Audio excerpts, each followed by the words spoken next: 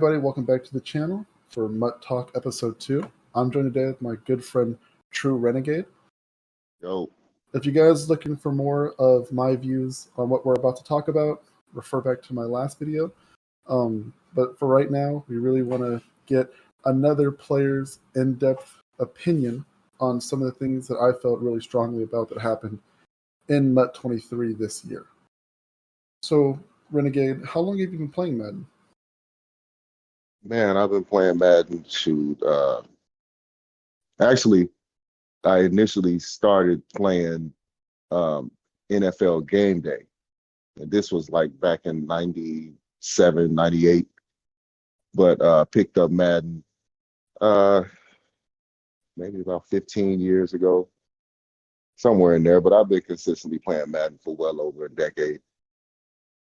Nice. Got to see all the little changes that happened throughout the year. Whether it's the vision cone or the hit stick or the all of that. And how long have you been playing Mut specifically for? Well, initially I started out, I was a franchise guy, and I just couldn't find anybody that wanted to run the franchise like I wanted to, which is fine. But when Mut first came out, I was kind of like, this looks a little interesting. And then a couple of years after that, I kind of jumped in. So I would guesstimate maybe about 7 years. About seven iterations.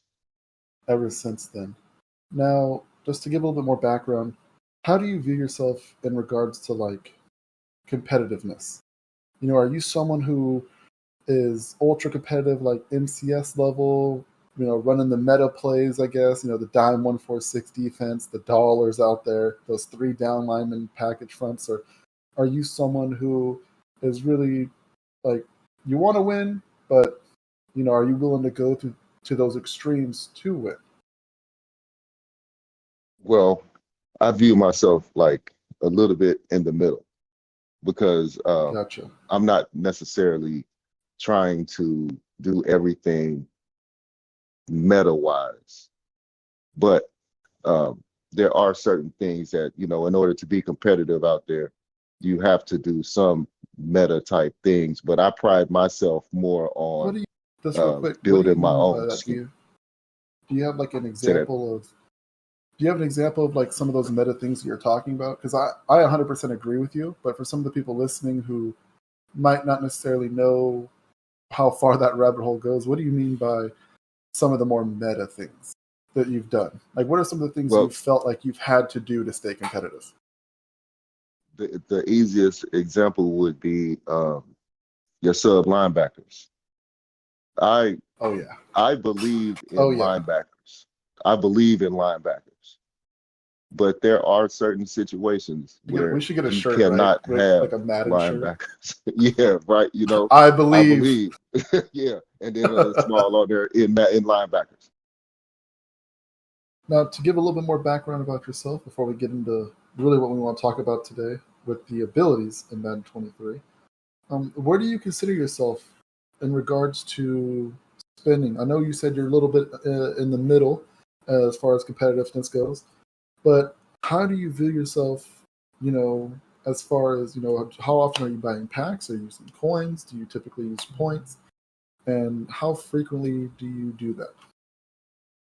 Well, the unfortunate thing is that I do not have a large wealth of gold. So, I buy packs here and there, but I am a pack buyer. I'm not one of the guys that goes out and buys coins and things like that. I don't do that. But my big thing is grinding. Now, abilities in Madden 23. What worked? Mm-hmm. What are some of the things that you liked about Madden 23? So I think when people look back at this year in Madden, it's going to be looked back upon as the ability year. We've had a lot of changes in abilities throughout the years. I remember when they introduced the superstar ability, even going back before that. Remember we had Gunslinger, it was like a red G that was on Cam Newton, or they had Conductor, it was something that you had to add to like Aaron Rodgers, or they had like the tackle battles for running backs, right? Secure tackler, tip drill, pick artist. I'm sure there are probably some other abilities that I'm missing right now, but we saw that eventually evolve into the superstar stuff, where you get to have 3 players on each side of the ball with abilities. Now, it's evolved past that, and now you're just given AP to spend. What were some of the things that you thought went well in regards to abilities this year? Well, in the beginning of the year, I could not put Madden down. I thought that this was the best Madden ever made. I noticed early on the offensive line abilities were powerful, but they cost a lot of AP. So you had to make a choice. Which one specifically are you talking about? Edge protector. Edge protector. In the beginning, edge protector was great. It was very, very useful, but it cost a lot. And so, like I said, you had to make a choice. You had to make sacrifice here and there. So to change escape artist from an ability to an X factor, I could have sent EA a bundle of flowers. I was like, yes, sir. Yeah, that ability has haunted us for years. To see that, it is just like, wow. And you still have mobile quarterbacks this year, just showing even more that they did not need it. You don't need it. Didn't have to have it. Yeah, right? Yeah. But it was when you look up overpowered abilities from 22, overpowered abilities, oh man, that was the one. So there's a lot of good that. Now, how did you feel with the changes they made to how players got abilities this year? You see, in past years, it was all archetype based. Depending on your archetype, determined what abilities you got. As the year went on, or I guess your ratings determined what abilities you got, and then your archetype determined if you got those abilities discounted on those players. Whereas now, right, it's kind of whoever they decide to give it to gets it. It could be 1 AP, 2 AP, 3 AP, or 0 AP. How do you feel about that? Well, like I said, in the beginning of the year, I thought that Madden, I couldn't put it down. And then there was a time where things changed, and it was right around 2 a time, and things changed. Talking about that team of the week, the team of the week Tua, right? Tua Tagovailoa. It was the set. It was the set feet lead. Yep. When the card first came out, it got backlash because it couldn't get set feet lead. I'm guesstimating they wanted the card to sell. They wanted it to be a blockbuster card. The next day they put set feet lead. They just put it on there. That's right. They changed it, and it was unprecedented. That had never been done because it was great. But that was something he didn't have the stats qualify for that ability. He didn't have the archetype. So now what you're saying is there is no limit. We can do whatever we want to do. And it got out of hand. It got out of hand. When you got Mac Hollins, and this is I think this is the pinnacle, the top of it. You have Mac Hollins with secure protector. Mac Hollins, for those that don't know, is a wide receiver. And he has secure protector. Yeah, that's because what people were doing, and I've even done this myself, is they motion their receiver in and they hike it when the receiver gets behind the line of scrimmage. And that will cancel the receiver's route and force him to be a blocker, whether you're running or passing the ball. So when you run secure protector on them, you're making that so much more effective. Yeah. So now you have, instead of 5 offensive linemen, You have 6 offensive linemen, and Yeah, 6 offensive linemen. Yeah. yeah, and if you got Gronk out there, I mean, you know, so now you got 7 offense. Well, then I've reframed. You have 6 offensive linemen and 1 Terminator out there. That Vanguard Hmm. ability was they should have play tested that. Because it's Well, like, how Escape Artist went from being an ability to an X Factor? Well, it Vanguard went went the other to way, the opposite. right? And Yeah. but it was just for Gronk. It was just for Gronk. So, And guys, Renegade and I have played each other, I think, about 100 times. I think we're at 100 in Madden 23. no, I That's how many think we're times we closer to faced against each 200. other. That Gronkowski card, there have been plays, and it's that wham play out of the single back deuce close. Gronk Hmm. comes across the line, and it doesn't matter who you have. You could have Jesus in the middle of the field. They're getting sat down. He He is. annihilates the defensive tackle. Then he goes to the linebacker. He goes to the next level, annihilates him, And and guys, then he we're not goes to the talking about next him level. blocking him. We're talking about him No, blowing them up. annihilate, Like, he is deplete. destroying my guys. Yeah, Yeah, it's deplete. horrible. Like, he is It's 3 headhunting. pancakes in one play every time. And He don't could. let it be to where the play lasts a little bit longer, because he'll get 5, 6 pancakes in one play. He'll take out 2 or 3 dudes, and he'll stay on his feet, and he just goes to the next. And Yeah. it's like, I'm not kidding. It's like he is the Terminator, and he is looking for Sarah Connor. And it's all about that ability, that 1 AP ability, Vanguard. And, if Which let's they see, you get. decided, and it goes back to the Tua thing. They decided that they were going. There was no limits. They took an X factor and made it an ability. We talked about this a little bit, Renegade. When the Mhm. AKA Tom Brady came out, and again, for those of you guys who don't know, what made the AKA players so special is they started with X Factors on, which is, I touched on that a lot in my last video with the running backs and how miserable it was. But Tom Brady, the GOAT card, he got Omaha activated, meaning that you could see your defense's play or the opposing defense's play every time, right? You But can see their what play was the art. catch? But the catch was it cost most of your AP. It was like 10 AP or 8 I AP think it or was something. 10. I think it was 10. Yeah. And a lot. But there were cards like Steve Smith, Cooper Kupp, inside, short and elite for 0 Jordan AP. Elite for 0. So there were ways that you could still have abilities on your team, but still take advantage of this crazy overpowered X Factor that's just insane. Hmm. It was way too much. I'd seen videos of it on YouTube. I'd actually ran it myself for a little bit, and I realized, you know what, this is not for me.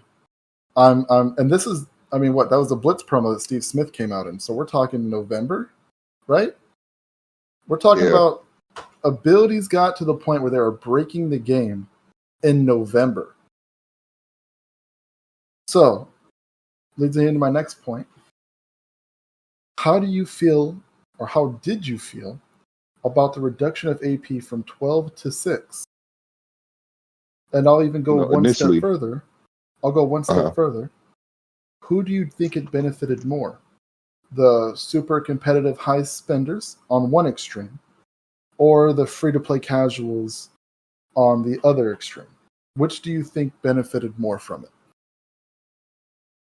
honestly, I think that it benefited the more competitive guys that are going to go out there and spend, because if you have a limited resource pool, you don't have access to all those zero AP guys. And so, You're talking about the free-to-play don't, because right, the free-to-play right, players don't have access because so they're some of the best cards because of their abilities being free, and hence they will not be able to buy them because they'll be too expensive. Is that what you're saying? exactly. So if Gotcha. you have a larger resource pool, you can very easily put in, take out, and you can make that 6 work. Me personally, when the 6 AP situation happened, I wasn't really moved because my team was already set up. The way that I was able to distribute out the AP, I was still able to run my scheme and run it effectively. So it really didn't bother me, but I know that there were a lot of people that were they were upset when they lost half of their AP because, and this we'll touch on, but because of the fact that without those certain abilities, the players did not play as effectively. And So people, the abilities were really impacting gameplay. the abilities were, they were the game. They were the game. Like you could have What do you the, think the, the the most reasoning glaring was? situation. Go ahead. Why do you think EA cut the AP in half? Like, what do you think their reasoning was? That they think the abilities were just getting out of hand, or do you think it was more devious than that? Do you think it's possible that maybe they cut the AP in half because they wanted to begin selling us double discounted players who had 2 0 AP abilities, and since the AP crunch is now tighter, right? It's halved. Um, do you think that they knew that those players would become more valuable, and that's why they did it? Or do you think that it was like, impacting gameplay in a negative way? As you said, the abilities were the gameplay, and they thought maybe that was a way of balancing it. What do you think it was? I think that they saw the monster and they didn't know how to tame the monster. So the easiest thing to do is to take away the monster's weapons because the ratings in 23, they didn't, they weren't an accurate depiction of how the players played on the field. And when I say that, I don't mean the physical ratings, I mean the mental ratings.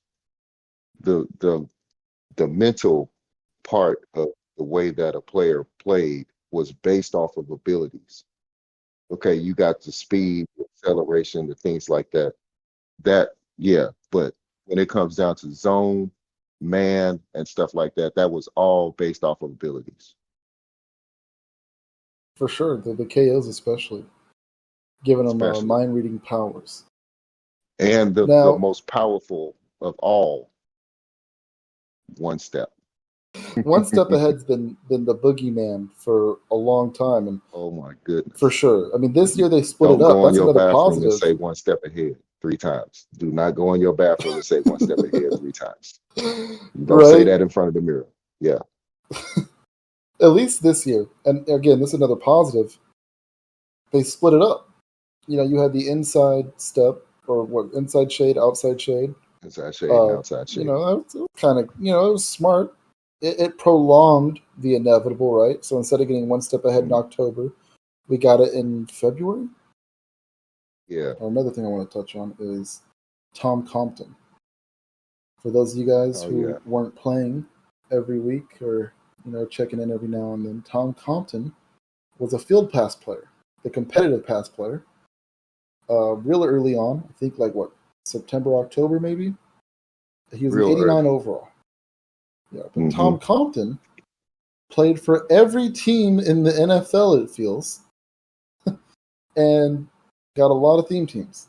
A lot of people were happy. Ravens, Niners, Falcons. Broncos. He played for a bunch. Falcons. Yeah, he played for half the league at least. At least Yeah. 10 teams. It I feels. think realistically it And was like 10 teams.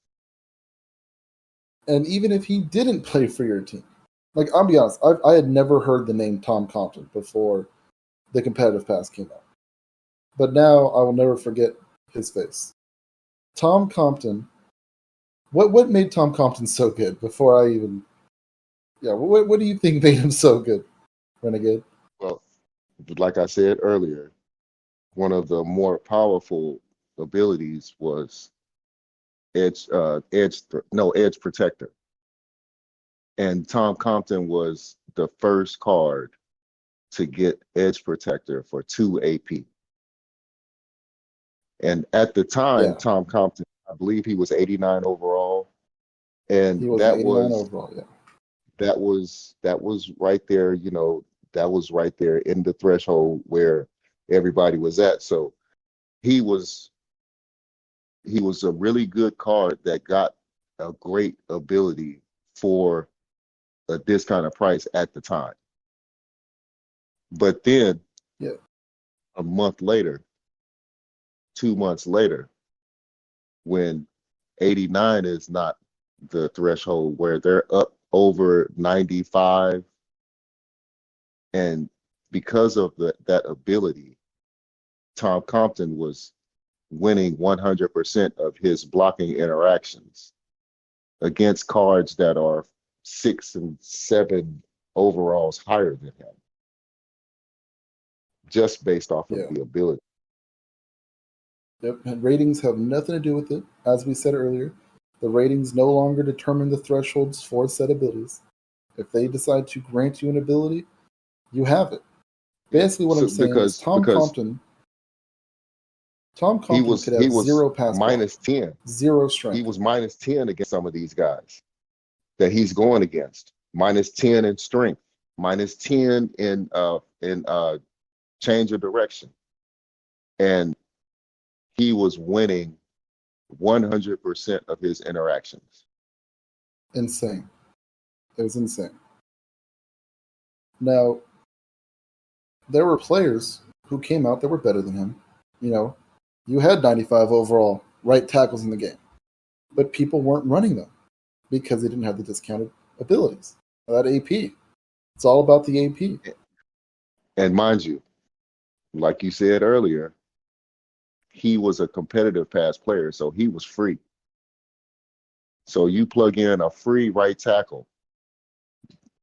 Why would you go out and spend 300, 400, 500,000 coins on a right tackle that You just wouldn't. came out, the shiny new one, when you've Yeah, got a guy you over here wouldn't. that is winning? He's winning.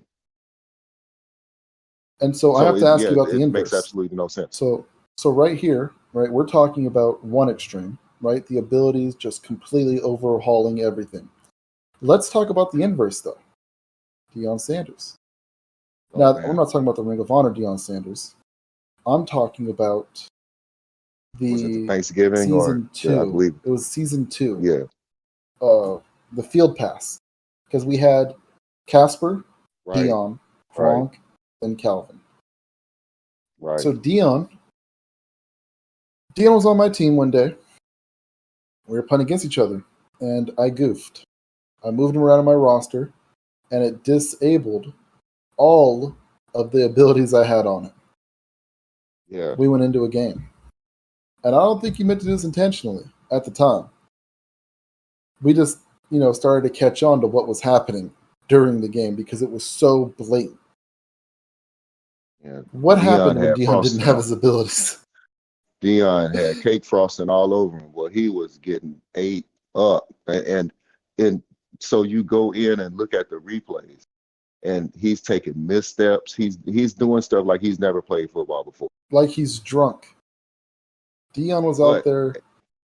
yeah, like there was something going on.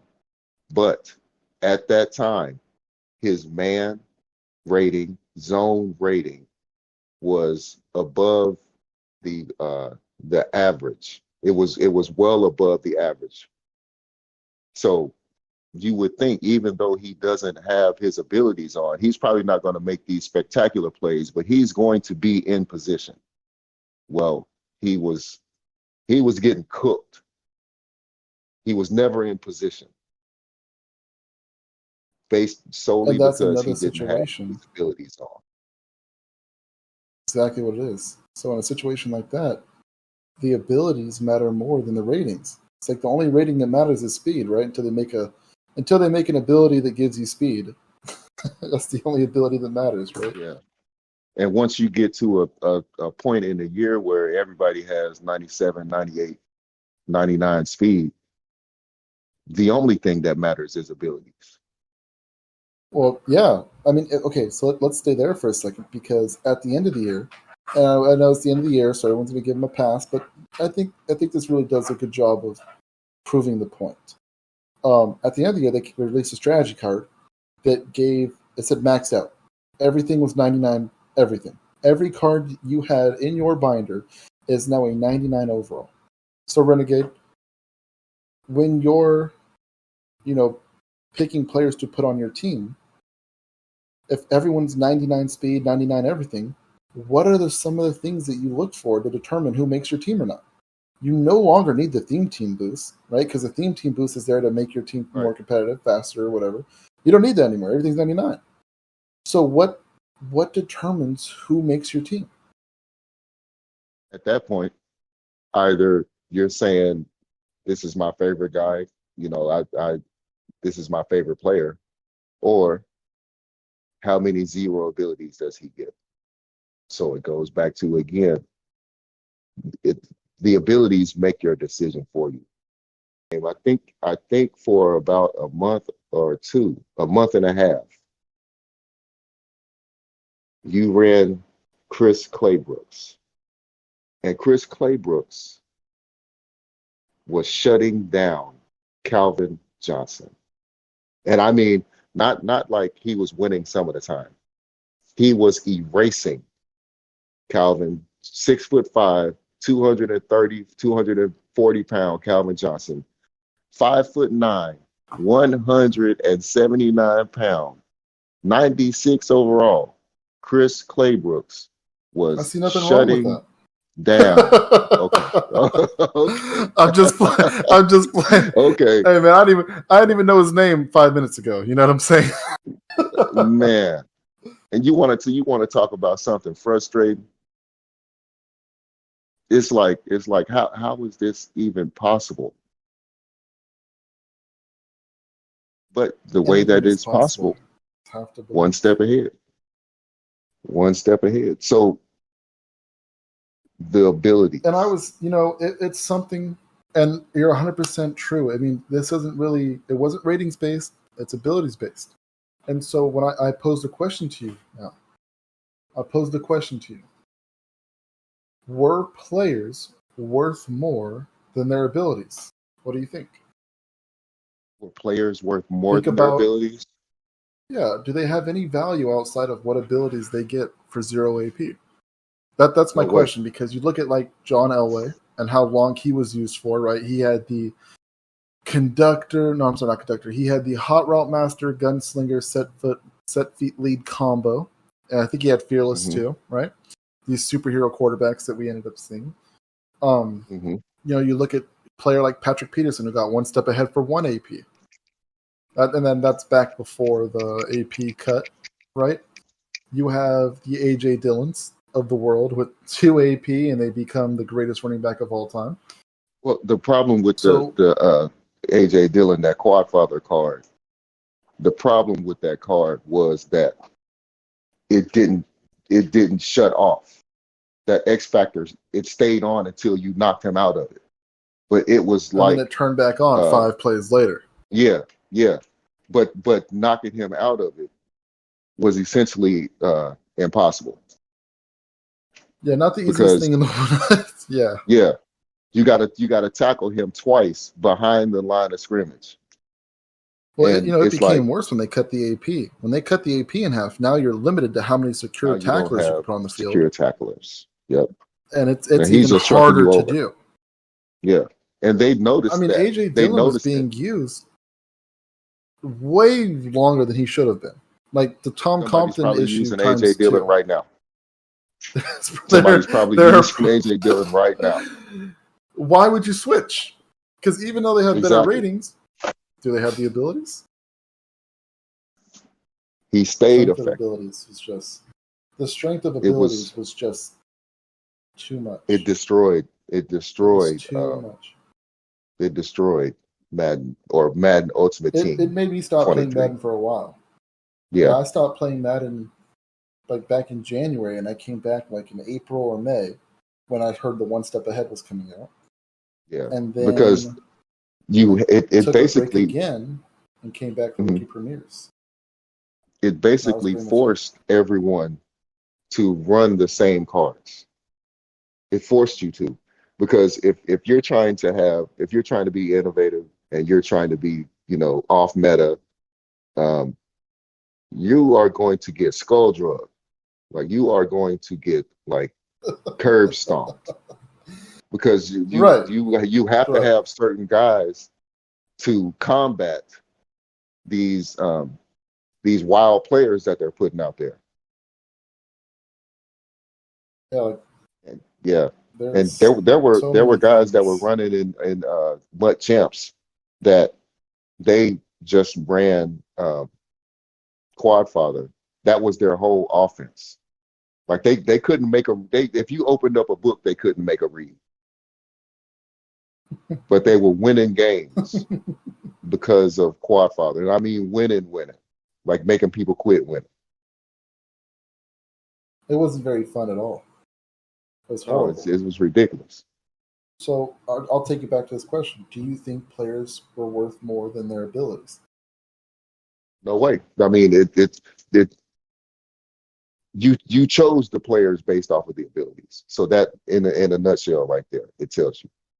You chose And there you was a chose long, players based off of the abilities that they got. You and didn't for most of the choose the year, player.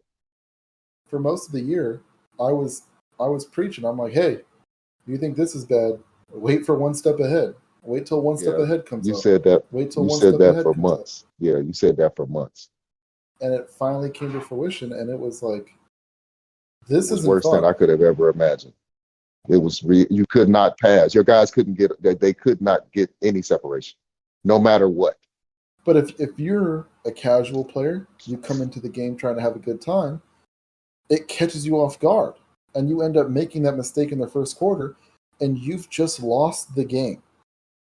And now you have an option. I mean, you don't know you lost the game yet, but you lost the game. You made a mistake, right? And so now it's like, do you waste your time the next 40 minutes in this game, or do you just leave? Yeah, yeah, and it's I'm sure it goes against the principles of a video game company to have their consumers um, realistically questioning whether they should stop playing their game I think the fun based off of their factor is game. something that gets overlooked a lot. And that's a Yeah, big problem that I actually have with Madden is I feel like the fun factor is oftentimes moved to the wayside in exchange for competitiveness. And it's like, look, what the MCS guys do, they're great at Madden, more power to them. But if you watch an MCS game, that's not football. That's not how football is played. no, That's not no, what football at the highest level looks like. The New England Patriots don't, or the Chiefs even, right? Because they're the top of the NFL right now. They don't come out with three down linemen and shut down a power formation that's running the ball. They don't take their safeties, put them in man coverage, put safeties in for linebackers, blitz them, and then sack the quarterback in 2 seconds. And hmm that's not. I'm not knocking them, right? There's money on the line. Do what you have to do to get yours, right? Win the money. It's just a game. But for people who come here searching for a true football experience, this is not that. That is not that, right? yeah. Is that fair to say? Essentially, the knock is not on um, the guys that are out there playing in the MCS. The knock is on the, and I won't even say the knock is on the developers, because if you really pay attention, the knock is on the upper management that are telling the developers that we don't care, we just want to sell copies.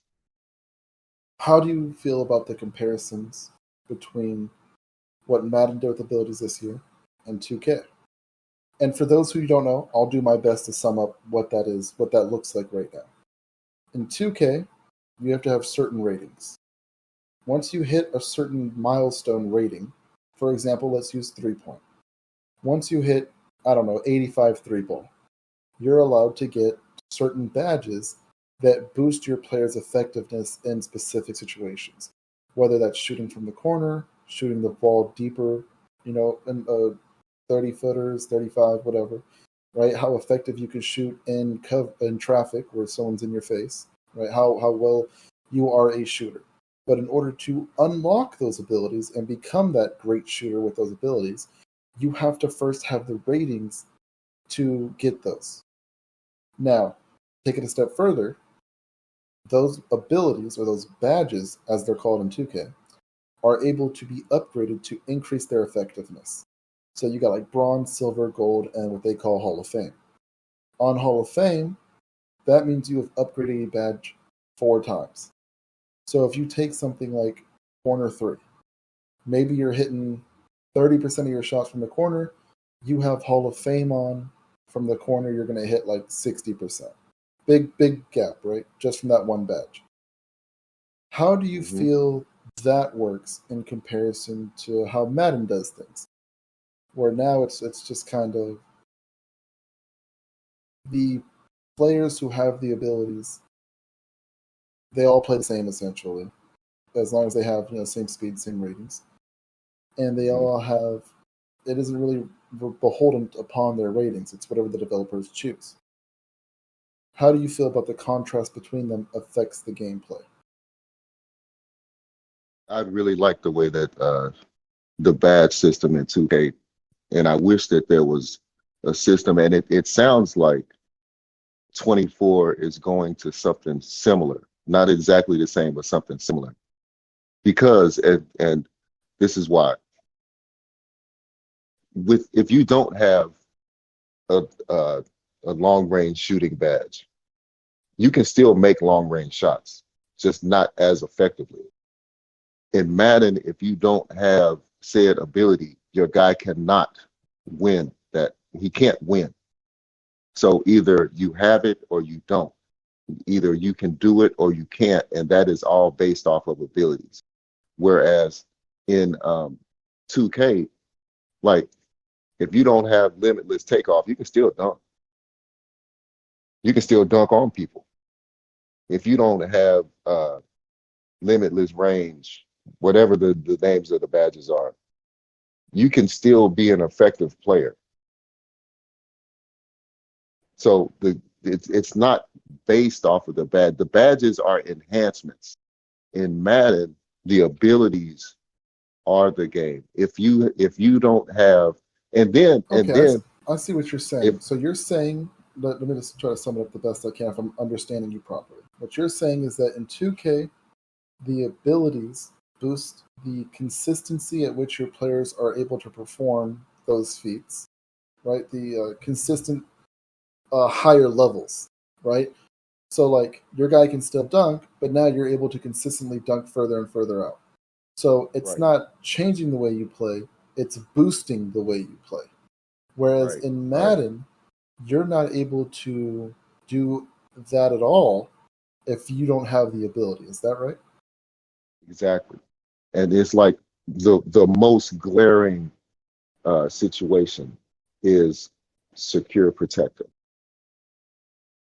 Because if you have the secure protector ability on any lineman, the guy that he is blocking, their edge threat elite, edge threat, inside stuff, no outsiders, any ability, pass rush or run stuff and ability is negated by one ability, secure protector.